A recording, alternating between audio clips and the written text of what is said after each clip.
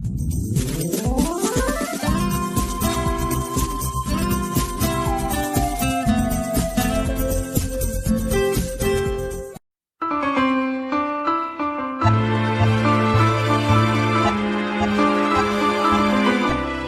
nombre es Ángela Cassini y los invito a viajar con la imaginación a un mundo de historias fantásticas.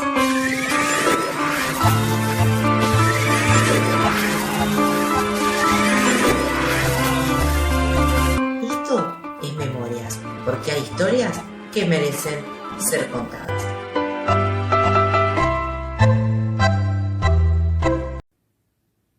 Buenas noches. Hay leyendas que son historias y hay vidas que nacieron para ser leyendas. Soy argentina de nacimiento. Mi nombre es Ángela Cassini y los invito a que estén conmigo media hora para escuchar historias y conozcan mi país. Bienvenidos a Memorias, porque hay historias que merecen ser contadas. Vengan conmigo. Memorias que te apasionan, que por siempre son guardadas, memorias que son historias que merecen ser contadas. Buenas noches, ¿cómo están? Bienvenidos a otra emisión más de Memorias de los jueves por La Meca Radio.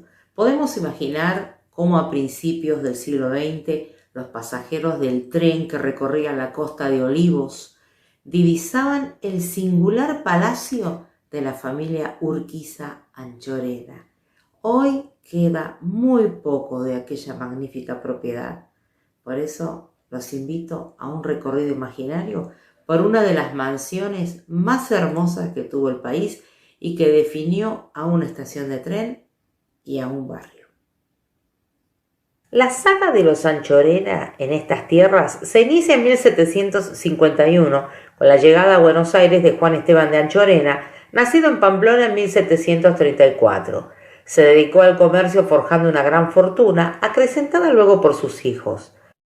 Se casó en 1773 con la porteña Romana López de Anaya y tuvieron 9 hijos, pero solo 3 varones prolongaron descendencia. En cuanto a los Urquiza, su historia en nuestro país comienza hacia 1774 con el arribo del santanderino Josef de Urquiza y Álzaga. Ejerció el comercio, trasladándose más tarde a Entre Ríos. En 1784 se casó con Cándida García González, siendo padres de 13 hijos. El 11º, Justo José, sería militar, gobernador de Entre Ríos, vencedor de Caseros, artífice de la Organización Nacional y primer presidente constitucional del país. El hecho de construir grandes residencias de descanso sobre las barrancas, aprovechando las vistas del Río de la Plata, ha sido costumbre entre las clases pudientes desde tiempos de la colonia. En 1878, Juan de Anchorena le compra a Manuel Monasterio su chacra, lindante hacia el sur con la quinta Los Olivos. Sobre parte de la nueva adquisición se levantaría después la hermosa quinta La Lucila. Nicolás Paulino de Anchorena, fallecido soltero en 1899, obsequió su porción heredada del terreno a su hermana Lucila, que se había casado con el coronel Alfredo de Urquiza, que era nieto del general Justo José de Urquiza y egresado de la Escuela Militar de Saint-Cyr en Francia. Entre 1910 y 1914, los Urquiza Anchorena se radicaron en París. En 1911 encargaron el proyecto de su nueva residencia, que se levantaría en el terreno regalado a Lucila y que se llamaría justamente como su dueña, La Lucila. Aprovechando la privilegiada vista desde la barranca, el proyectista diseñó una magnífica residencia compuesta de 4 niveles, en las que resaltaba el cuerpo central de base semicircular, con una terraza en el primer nivel, coronado con una cúpula y mirador, desde donde se podía avistar la costa uruguaya. En 1915, con los interiores aún inacabados, debido a las demoras en el envío de materiales europeos a causa de la Primera Guerra Mundial, la familia decidió mudarse a su nueva residencia. La familia había crecido con el nacimiento de 14 hijos. La casa abrió sus puertas a la sociedad en 1916 en ocasión de celebrarse el casamiento de la hija mayor, María Lucila, El 18 de junio de 1917 nacería su primera hija, Lucila Quesada Urquiza. La abuela, Lucila Anchorena, a quien cariñosamente llamarían Gran Mamá y que era la propietaria de esta casa, aquejada por problemas de salud, moriría 2 días después. Fue en su momento la residencia más importante del partido de Vicente López. La casa contaba con 21 habitaciones, 5 baños y un garage para 8 autos. Estaba implantado en un gran parque diseñado por el famoso paisajista Pierre Jacquet, destacándose las terrazas y escalinatas que descendían hasta un amplio parterre y cancha de tenis, como así también las numerosas esculturas, bancos de mármol, fuentes y hasta un templete. En los jardines predominaban las esculturas con motivos griegos y romanos. Tenía en el jardín un aljibe esculpido en mármol que era admirable, y por dentro la casa albergaba una gran cantidad de obras de arte. Tenía mobiliario de petit point y porcelanas chinas. Dentro de la vitrina principal se exhibía una hermosa colección de abanicos antiguos. Como era habitual en las grandes residencias de la época que seguían el modelo del Hotel Particulier, en el piano nobile se situaban los salones de recepción. En este caso, se retoma la planta central palladiana, siendo ese centro un gran hall, espacio alrededor del cual se organizaban los demás. Se ingresaba por el porche y se subía por la escalera hasta ese hall, revocado en símil piedra, en el que destacaba el enorme retrato de Justo José de Urquiza en el esplendor de su gloria. Desde allí se podía acceder a la sala de recibo, al comedor, a la sala de señoras, el fumoir, el escritorio, el jardín de invierno y el salón de baile con sus grandes puertas-ventanas, por las que se salía a la terraza que miraba al río. Para la decoración interior de la casa se contrató a la Maison Carlon y Janssen de París. El piso superior era privado de la residencia, en el que los dormitorios y el cuarto del hotel daban a una enorme loggia y a un balcón terraza ubicado sobre el salón de baile. En el nivel de las mansardas había departamentos previsores del crecimiento familiar. El salón de baile era un ambiente de grandes proporciones, cuyo extremo, orientado hacia el este, avanzaba sobre la terraza a la cual daban 5 grandes ventanales. El salón era iluminado por la noche a través de 4 grandes arañas de cristal tallado. Con sus muros cubiertos de treillage francés, se exhibía en su interior un clavicordio decorado con verniz martín. Una vez finalizado el riguroso luto por la muerte de la abuela, se sucedieron reuniones, comidas, fiestas y casamientos, en los que ocasionalmente se contrataban músicos u orquestas para los bailes. Los salones se decoraban con flores provenientes de los canteros de la Quinta, como llamaban a una pequeña chacra que se encontraba cruzando la Avenida del Libertador. En el parque sucedían gran parte de los juegos infantiles y la práctica de deportes. En la pileta, los niños aprendían lecciones de natación con Vito Dumas, el navegante que entre 1942 y 1943 recorrió el mundo en solitario, atravesando los océanos Atlántico, Índico y Pacífico a bordo del velero Lex II. Algunos hijos del coronel, alcanzada la edad adulta, prefirieron dejar el palacio e instalarse en sus propias viviendas. Siguieron viviendo allí sus hijos menores, el matrimonio Quesada Urquiza, sus 3 hijas y el coronel. En 1936 fue la última gran recepción en la casa con motivo de la presentación en sociedad de Laura Quesada Urquiza junto a otras 10 jóvenes. También fue todo un acontecimiento social el casamiento doble de las hermanas Lucila y Eleonora, celebrado el 31 de octubre de 1937. Todos recuerdan perfectamente la boda, con su altar íntegramente armado con claveles blancos. En 1932, Urquiza dona al ferrocarril una fracción de tierra junto a las vías de la línea C para que se construya allí una estación, condicionando la donación a que se llamara La Lucila. La estación se inaugura con ese nombre el 10 de noviembre de 1933. El 11 de diciembre de 1939 murió en La Lucila el coronel. Fue su deseo que si ninguno de sus hijos se encontrara con fuerzas para afrontar la responsabilidad de sostener La Lucila, habitándola y manteniéndola con la suntuosidad y el confort que habían tratado de imprimirle, fuera a manos del gobierno de la nación la provincia o que la adquiriera alguna de las instituciones armadas de nuestro país. El 7 de julio de 1942, la propiedad fue adquirida en remate público por alguno de sus hijos. Con el propósito de cumplir con el deseo del coronel y conscientes de los valores de la propiedad, se la ofrecieron al Centro Naval, al gobierno de la provincia de Buenos Aires y al Poder Ejecutivo Nacional, siendo rechazada por todos ellos por razones presupuestarias. Finalmente, y ante los onerosos costos de mantenimiento de semejante heredad, los dueños se vieron forzados a demoler la residencia en 1944. Posteriormente, fue loteado el predio. Hoy muy poco queda de lo que fue esa magnífica propiedad que todos conocían como La Lucila. Lo único que se puede apreciar es uno de los portones de entrada que ha sido cambiado de lugar y una parte de la magnífica escalinata que descendía por las barrancas y que todavía se puede ver desde los asientos del tren de la costa cuando pasa por ahí. La Lucila en memorias, porque hay historias que merecen ser contadas.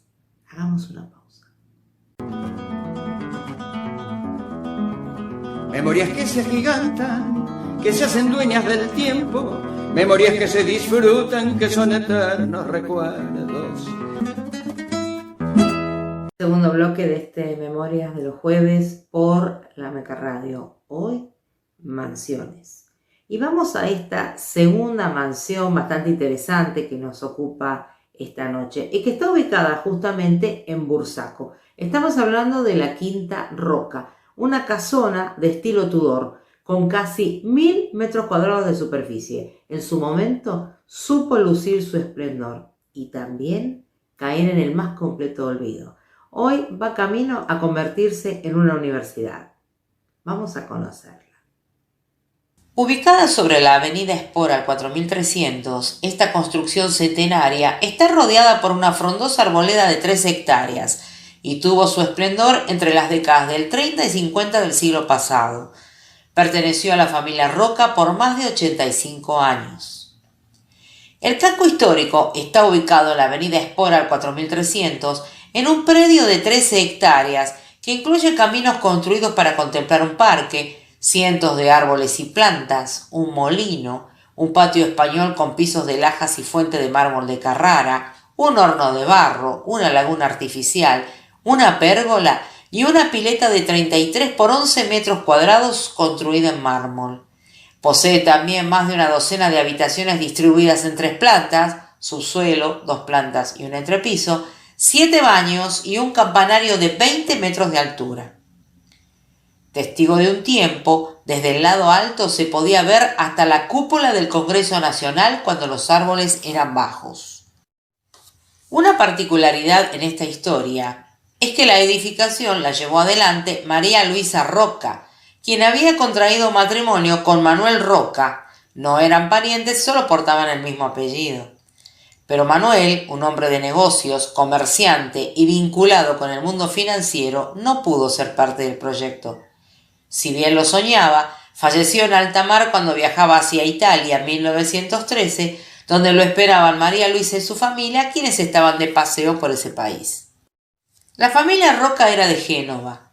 Manuel había nacido en esa región en 1847 y había llegado a la Argentina en 1875. Si bien se dijo que el cuerpo permaneció en el barco y lo trajeron de vuelta a Buenos Aires desde Italia, una versión familiar era que lo dejaron en un cajón de ébano en Dakar y que la esposa, al retornar desde Italia, lo pasó a buscar. Luego lo sepultaron en el cementerio de la Recoleta. Los herederos del patrimonio de don Manuel Roca fueron su esposa, María Luisa, y los 12 hijos que lo sobrevivirían. 4 hijos naturales que tuvo con Josefa Fernández, con quien convivió y no se casó, y 8 hijos legítimos con María Luisa. A la muerte de su esposo, ella tenía 43 años. Sin embargo, el 11 de septiembre de ese mismo año, 1913, los 4 hijos de Josefa cedieron todos sus derechos sobre la herencia a favor de María Luisa Roca, según consta en los documentos de cesión firmados por Cándido Santiago Roca, el hijo mayor, abogado y representante legal de la familia, ante el escribano José María Villacaba. Por dicha sesión, su viuda pagó a cada uno de ellos el importe de 755.000 pesos, que serían abonados mediante el pago de 50.000 en ese mismo acto y el resto en 13 cuotas mensuales y sucesivas.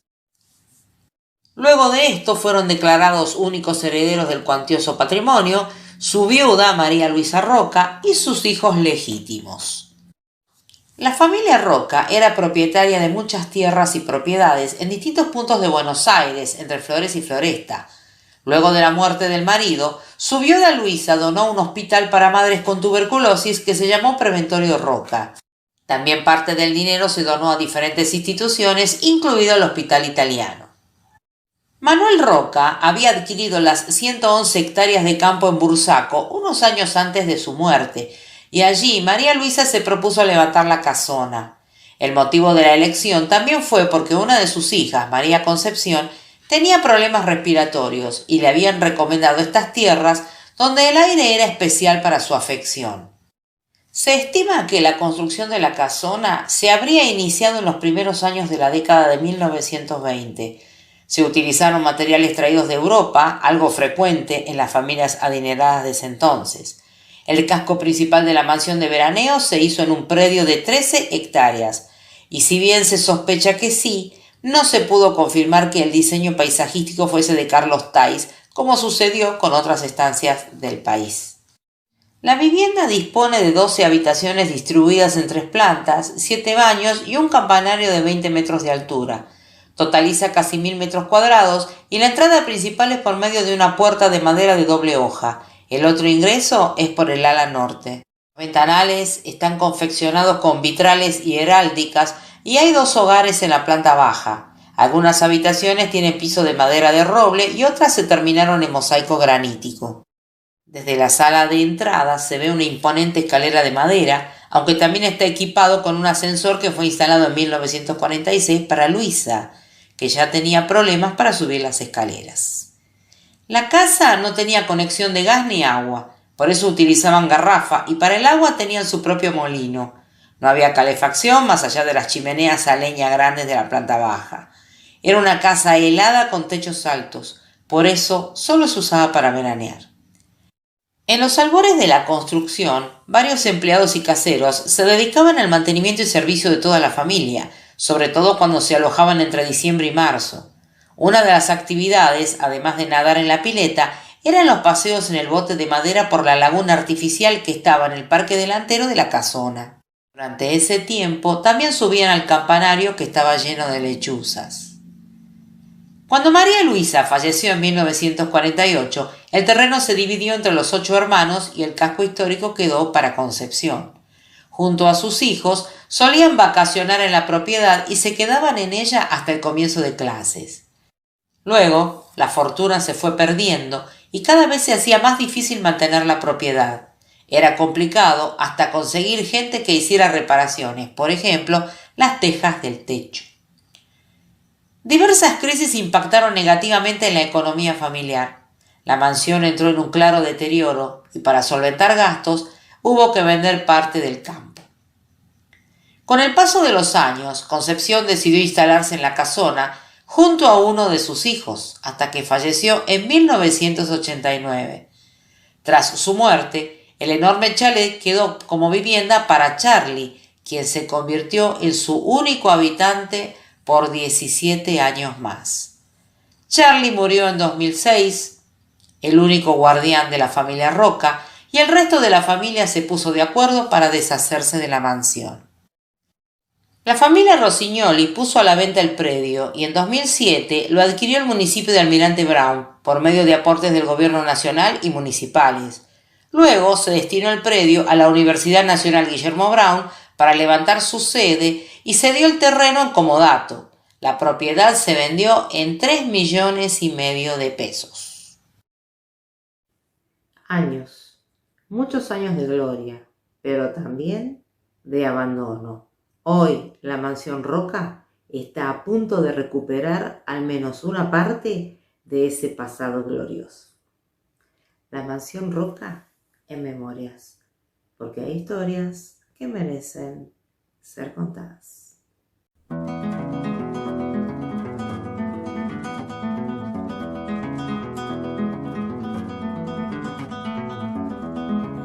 Memorias que se agigantan, que se hacen dueñas del tiempo, memorias que se disfrutan, que son eternos recuerdos, memorias que te apasionan, que por siempre son guardadas, memorias que son historias que merecen ser contadas. Tercer bloque de Memorias de los jueves por La Meca Radio. Hoy, mansiones. Si nos ubicamos en el Buenos Aires colonial, eran pocas las casas que se destacaban por la calidad de su construcción o la riqueza de su interior. Después de iniciarse el siglo XIX, los porteños y los españoles radicados en la zona comenzarán a mostrar, por medio de sus domicilios, el nivel social que habían adquirido. Vamos entonces ahora a hacer un paseo por algunas casas emblemáticas de la época. Vamos a empezar el recorrido por la casa de Mariquita Sánchez de Thompson. Estaba ubicada en la calle Unquera, que se conocía en esa época como calle del Empedrado o del Correo. Actualmente es Florida al 200. En esa casa se celebraban las famosas tertulias donde se congregaban las familias más expectables de la ciudad. Acogió a personalidades de la época, atraídas por la hospitalidad graciosa y espiritual de la dueña. Los problemas más delicados eran debatidos allí, lo mismo que los temas literarios. En ese célebre salón se cantó por primera vez la marcha patriótica, actual himno nacional argentino, el 14 de mayo de 1813. La Casa de la Virreina es un edificio existente en la actualidad en la esquina noroeste de Perú y Belgrano, con entrada por la primera de estas calles, a mitad de la cuadra conocida como la Manzana de las Luces. Fue reconstruido después del centenario en el solar que ocupaba la antigua Casa de la Virreina, donde en el año 1807 se libraron encarnizados combates con los invasores ingleses. Ocupado el lugar por las fuerzas del teniente coronel Cadogan, durante los episodios ocurridos en 1807, fue escenario de encarnizados encuentros con los patriotas decididos a recuperarlo, objetivo que se cumplió, quedando como muestra de la violencia los cadáveres de 30 soldados ingleses tendidos en la terraza del edificio, según la dramática descripción de Martín Rodríguez, protagonista del ataque, quien dirá después: por los caños corría la sangre. Es una construcción que data de mediados del siglo XVII y después de haber funcionado en ella Monte de Piedad, a principios de este siglo se había convertido en un conventillo. Inclusive se establecieron allí comercios de todo tipo. La propiedad conocida como la Casa del Virrey del Pino estaba situada en lo que actualmente es la esquina de Perú y Belgrano y perteneció al 9º virrey del Río de la Plata, Joaquín del Pino Rosas Romero y Negrete. Después de su muerte siguió habitando en ella su viuda, doña Rafaela de la Vera y Mujica, y por esa circunstancia es que le devino el nombre de Casa de Virreina o Casa de la Virreina Vieja. Bernardino Rivadavia también residió en ella después de su matrimonio con la hija del virrey del Pino. En su interior, la casa ostentaba lujosos tapices, alfombras de Persia, colgaduras de damasco, sillas y sillones de ébano. También vivió allí el monseñor Mariano Medrano, obispo de Buenos Aires desde 1832, y por esa razón también fue conocida en esa época como la Casa del Obispo. Los Altos de Riglós, como se conoce a esta propiedad, ocupaba el terreno donde desde 1810 se encontraba una casa construida para Pedro Duval, un traficante de negros. Perteneció después al general San Martín y finalmente en 1825 se la vendió a Miguel Riglós. Este hombre era un acaudalado vecino de Buenos Aires y este domicilio fue uno de los más emblemáticos en los albores de nuestra independencia. Tenía una fachada sencilla, pero en su interior se apreciaban lujosos muebles, cortinados, cuadros y otros detalles de buen gusto. Por ejemplo, vajilla de porcelana importada, cubiertos de oro y de plata. Así los banquetes que se llevaban a cabo en el amplio comedor atraían a la más encumbrada sociedad porteña. Además del espíritu festivo del matrimonio integrado por don Miguel y doña Dolores Villanueva, La ubicación de su domicilio lo convertía en un palco ideal para contemplar los sucesos derivados de las celebraciones religiosas y festividades patrióticas, ya que se hallaba a pocos metros de la catedral. Era lógico que en esas reuniones se formalizaran compromisos sentimentales, por ejemplo, lo que ocurrió con el general Lucio Mansilla y doña Agustina Ortiz de Rosas, la hermana menor de Juan Manuel, quienes contrajeron enlace el 2 de abril de 1831. Ella tenía 15 años y el héroe del combate de la Vuelta de Obligado 41. El primogénito del matrimonio fue el célebre Lucio Victorio Mansilla, quien nació el 23 de diciembre de ese año. No sucedía nada trascendente en Buenos Aires que no repercutiera en el balcón de los Riglós, y 3 generaciones pudieron gozar de ese desfile de acontecimientos históricos, hasta que a comienzos del año 1913, en que se trazó el futuro recorrido de la Diagonal Norte, el histórico edificio debió ceder a las exigencias de la piqueta. Lamentablemente, esa propiedad se hallaba impregnada por hechos vitales de nuestra historia. Nos vamos ahora a la provincia de Mendoza, donde el general San Martín adquirió en su momento un solar en la Alameda. Muchos años después, dicho predio fue expropiado mediante una ley para que se levantase allí el edificio del Museo General San Martín. El mismo tuvo su iniciación en el año 1913, poco antes de cumplirse una centuria de la actuación en Mendoza del general. Tras ardua labor de investigación y autenticar las históricas piezas que se recibieron en donación, el museo se inauguró en 1917 al conmemorarse el centenario de la partida del Ejército de los Andes. Una ley nacional en el año 1936 declaró al sitio lugar histórico. En 1948 otra ley dispuso la expropiación y posteriormente se construyó el moderno edificio en el cual se ha instalado la Biblioteca Pública General San Martín, el Archivo Histórico y el Museo Sanmartiniano. En 1838, Rosas adquirió varios terrenos en la zona del actual barrio de Palermo y levantó su residencia de verano en el cruce de las actuales avenidas Libertador y Sarmiento. En invierno vivía en la casa de la ciudad. Entre los terrenos adquiridos había uno con una pequeña capilla bajo la advocación de San Benito, por lo que Rosas dio a su nueva propiedad el nombre de Palermo de San Benito. Los terrenos eran bañados, que hubo que sanear, y los montes naturales de sauces, ceibos, talas y espinillos fueron incrementados con grandes plantaciones de duraznos y naranjos. 2 años empleó Rosas en construir su residencia, cuyos planos fueron trazados por Felipe Cerillosa, ingeniero español que había construido los templos de San José de Flores, Chascomús y Guardia de Luján, y el Paseo de la Alameda. La casona fue construida por el italiano José Santos Sartorio, quien llegó a Buenos Aires en 1826, y el gran arquitecto Carlos Zucchi Sartorio construyó también el Teatro de la Victoria, inaugurado el 25 de mayo de 1838, y la iglesia de Valvanera. La casa era baja, con corredores de arquerías a ambos costados. Rosas ocupaba las habitaciones que daban al río y Manuelita las 2 del oeste del edificio.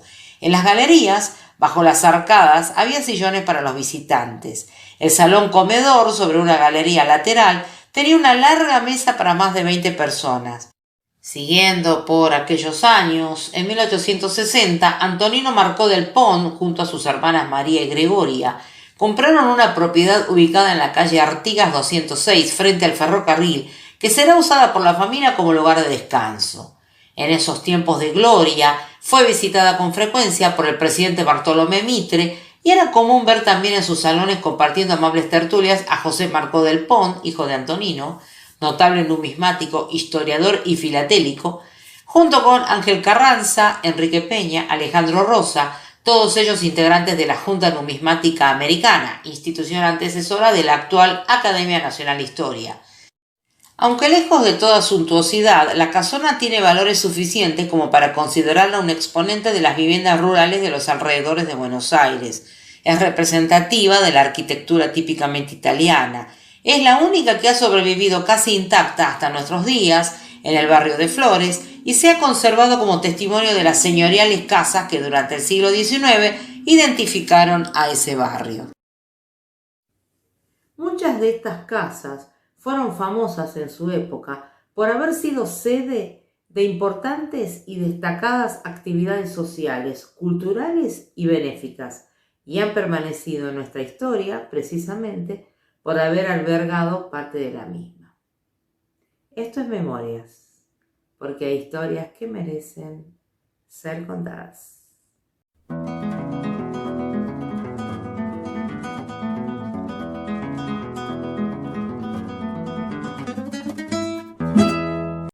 Y hemos llegado al final de este Memorias del día de hoy.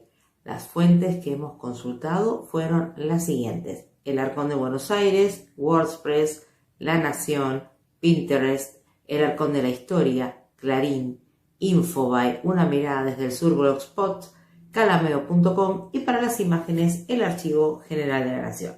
Es todo por hoy.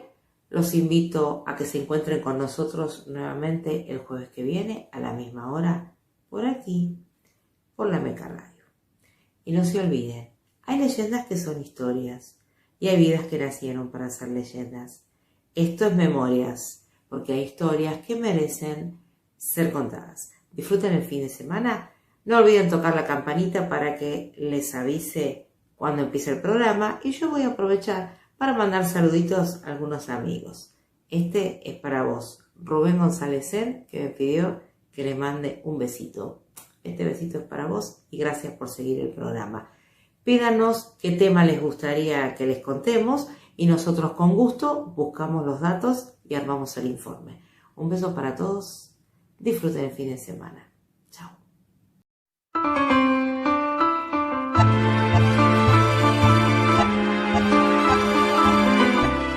Mi nombre es Ángela Cassini y los invito a viajar con la imaginación a un mundo de historias fantásticas.